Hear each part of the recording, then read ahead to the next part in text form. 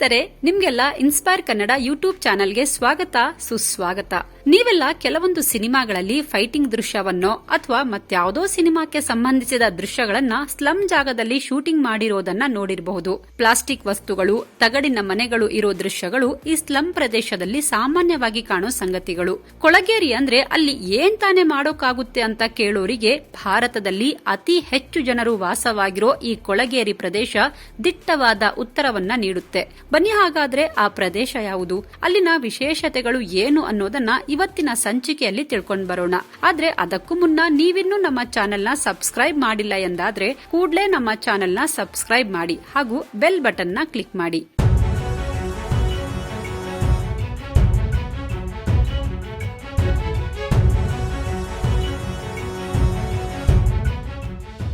ಧಾರಾವಿ ಇದು ಮುಂಬೈನಲ್ಲಿರುವ ಭಾರತದ ಅತಿ ದೊಡ್ಡ ಕೊಳಗೇರಿ ಪ್ರದೇಶವಾಗಿದ್ದು ಸುಮಾರು 2.1 ಕಿಲೋಮೀಟರ್ ವಿಸ್ತೀರ್ಣವಿರುವ ಈ ಪ್ರದೇಶದಲ್ಲಿ ಒಂದು ಅಂದಾಜಿನ ಪ್ರಕಾರ 12 ಲಕ್ಷಕ್ಕಿಂತಲೂ ಹೆಚ್ಚು ಜನರು ವಾಸ ಮಾಡ್ತಾ ಇದ್ದಾರೆ. 18ನೇ ಶತಮಾನದಲ್ಲಿ ಮ್ಯಾಂಗ್ರೋವ್ ಕಾಡುಗಳುಳ್ಳ ದ್ವೀಪವಾಗಿದ್ದ ಧಾರಾವಿಯಲ್ಲಿ ಮೀನನ್ನ ಹಿಡಿದು ಜೀವನವನ್ನ ಸಾಗಿಸುವ ಜನರು ವಾಸವಾಗಿದ್ರು. ಕಾಲಕ್ರಮೇಣ ಕಾಡುಗಳು ನಾಶವಾಗಿ ಈ ಸ್ಥಳದಲ್ಲಿ ಬೇರೆ ಬೇರೆ ಜನರು ವಾಸ ಮಾಡೋಕೆ ಪ್ರಾರಂಭ ಮಾಡಿದ್ರು. ಬ್ರಿಟಿಷರ ಕಾಲದಲ್ಲಿ ಈ ಪ್ರದೇಶದಲ್ಲಿ ದೂರ ದೂರದ ಊರುಗಳಿಂದ ಜನರು ಬಂದು ವಾಸ ಮಾಡತೊಡಗಿದ್ರು. ಅಲ್ಲದೆ ಅನೇಕ ಕೈಗಾರಿಕೆಗಳು ಮುಂಬೈನಲ್ಲಿದ್ದ ಕಾರಣ ಅತಿ ಹೆಚ್ಚು ಜನರು ಮುಂಬೈಗೆ ಕೆಲಸ ಮಾಡೋಕೆ ಅಂತ ವಲಸೆ ಬಂದ್ರು. ಹೀಗಾಗಿ ದಿನೇ ದಿನೇ ಮುಂಬೈಗೆ ಬರ್ತಿದ್ದ ಜನರಿಗೆ ವಾಸ ಮಾಡೋ ಸ್ಥಳವಾಗಿ ಧಾರಾವಿ ಗುರುತಿಸಿಕೊಂಡಿತು. ಜಗತ್ತಿನಲ್ಲಿ 3ನೇ ಅತಿ ದೊಡ್ಡ ಕೊಳಗೇರಿ ಪ್ರದೇಶವಾದ ಧಾರಾವಿಯಲ್ಲಿ ವಿವಿಧ ಧರ್ಮದ, ವಿವಿಧ ಸಂಸ್ಕೃತಿಯ ಜನರು ವಾಸ ಮಾಡ್ತಾ ಇದ್ದಾರೆ. ಇದುವರೆಗೂ ಇಲ್ಲಿ ಯಾವುದೇ ಜಾತಿ ಮತ ಭೇದಗಳ ಸಂಘರ್ಷಗಳು ಉಂಟಾಗಿಲ್ಲ.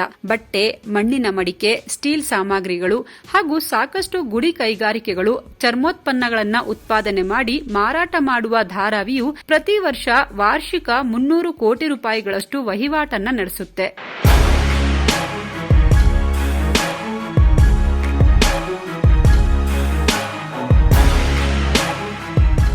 ಸುಮಾರು 20,000ಕ್ಕಿಂತಲೂ ಹೆಚ್ಚು ಫ್ಯಾಕ್ಟರಿಗಳನ್ನು ಹೊಂದಿರೋ ಧಾರಾವಿಯಲ್ಲಿ ಸಿದ್ಧವಾಗುವ ವಸ್ತುಗಳು ಭಾರತ ಮಾತ್ರವಲ್ಲದೆ ಹೊರದೇಶಗಳಿಗೂ ರಫ್ತಾಗುತ್ತವೆ.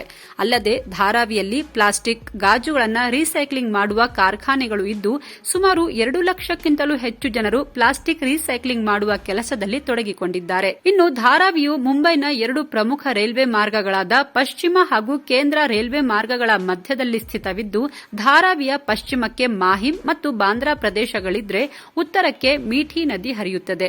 ಧಾರಾವಿ ಸ್ಲಂನಲ್ಲಿರೋ ಜನಸಂಖ್ಯೆಯು Qatar, Fiji, Bahrain, Guyana, Montenegro, Luxembourg, Malta, Brunei ದೇಶಗಳ ಒಟ್ಟು ಜನಸಂಖ್ಯೆಗಿಂತ 2 ಪಟ್ಟು ಜಾಸ್ತಿ ಇದೆ. ಕೊಳಗೇರಿ ಅಂದ ತಕ್ಷಣ ಅಲ್ಲಿ ಅನಕ್ಷರಸ್ಥರು ಹೆಚ್ಚಿನ ಸಂಖ್ಯೆಯಲ್ಲಿ ಇರ್ತಾರೆ ಅಂತ ಅಂದ್ಕೊಂಡ್ಬಿಡ್ತೀವಿ.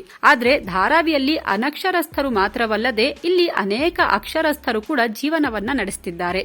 ಇಲ್ಲಿ ವಾಸ ಮಾಡುವ ಒಂದಿಷ್ಟು ಅಕ್ಷರಸ್ಥ ಹುಡುಗಿಯರು ಸೇರಿಕೊಂಡು ಪಢಾಯಿ ಮೇರಾ ಹಕ್ ಹೈ, ವಿಮೆನ್ ಫೈಟ್ ಬ್ಯಾಕ್, ಪಾನಿ ಹೈ ಜೀವನ್ ಎಂಬಂತಹ ಮೊಬೈಲ್ ಅಪ್ಲಿಕೇಶನ್ ಅನ್ನ ಸಿದ್ಧಪಡಿಸಿದ್ದಾರೆ. ಪಢಾಯಿ ಮೇರಾ ಹಕ್ ಹೈ ಇದೊಂದು ಲರ್ನಿಂಗ್ ಅಪ್ಲಿಕೇಶನ್ ಆಗಿದ್ದು ಇದರಲ್ಲಿ ಇಂಗ್ಲಿಷ್ ಮತ್ತು ಹಿಂದಿ ಭಾಷೆಯ ಬೇಸಿಕ್ ಅನ್ನ ಕಲಿತುಕೊಳ್ಳಬಹುದಾಗಿದೆ. ಇನ್ನು ವಿಮೆನ್ ಫೈಟ್ ಬ್ಯಾಕ್ ಮಹಿಳೆಯರ ಸುರಕ್ಷತೆಗೋಸ್ಕರ ಕ್ರಿಯೇಟ್ ಮಾಡಲಾಗಿದ್ದು ಪಾನಿ ಹೈ ಜೀವನ್ ಅಪ್ಲಿಕೇಶನ್ ಮೂಲಕ ಇಲ್ಲಿ ವಾಸ ಮಾಡುವ ಜನ ಕೊಳಾಯಿಯಲ್ಲಿ ಯಾವ ದಿನ ನೀರು ಬರುತ್ತೆಂಬ ಮಾಹಿತಿಯನ್ನ ಪಡೆದುಕೊಳ್ಳಬಹುದಾಗಿದೆ. ನೀರಿಗೋಸ್ಕರ ಉಂಟಾಗ್ತಿದ್ದ ಜಗಳವನ್ನ ತಡೆಯೋದಕ್ಕೋಸ್ಕರ ಪಾನಿ ಹೈ ಜೀವನ್ ಅಪ್ಲಿಕೇಶನ್ ಅನ್ನ ಸಿದ್ಧಪಡಿಸಲಾಗಿದ್ದು ಈ ಅಪ್ಲಿಕೇಶನ್ನಲ್ಲಿ ರಿಜಿಸ್ಟರ್ ಮಾಡಿಕೊಂಡ ಜನರಿಗೆ ಯಾವಾಗ ನೀರು ಬರುತ್ತದೆ ಎಂಬ ಅಲರ್ಟ್ ಮೆಸೇಜ್ ಬರುತ್ತೆ. ಇದರಿಂದಾಗಿ ನಿಗದಿತ ಸಮಯದಂದು ನೀರನ್ನ ಕೊಳಾಯಿಯಲ್ಲಿ ಪಡೆಯಬಹುದಾಗಿದೆ.